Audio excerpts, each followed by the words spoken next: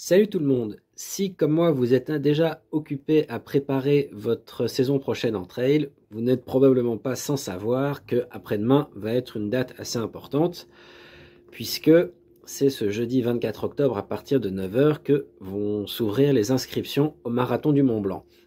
Et si vous avez un petit peu suivi l'actualité, vous avez peut-être entendu que cette année, pour la première fois, il y allait avoir donc 60% des dossards qui allaient toujours se passer de l'attribution des dossards qui allait se passer de la même manière, à savoir on s'inscrit au tirage au sort avec la question des groupes et tout ça, tout ça.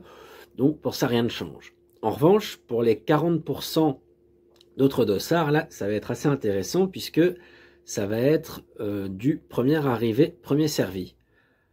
Vous êtes probablement au courant qu'en fait, ces 40% seront réservés aux personnes qui vont venir en transport en commun.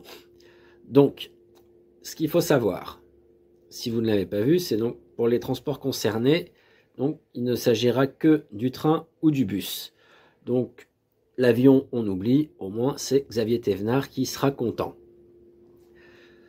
Pour ce qui est des voyages, du voyage en lui-même, vous devrez prouver que entre chez vous et Chamonix, vous allez faire au moins 50% de ce voyage en train ou en bus.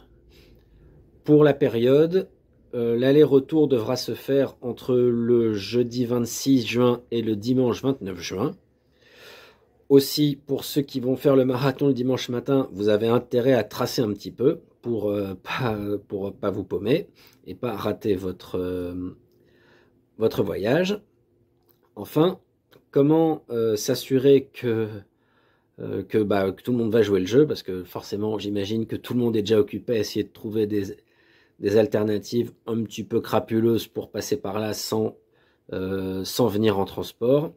Donc ce qu'il faudra faire, c'est qu'avant le 4 mai 2025, vous devrez télécharger vos billets sur le site du Marathon du Mont Blanc.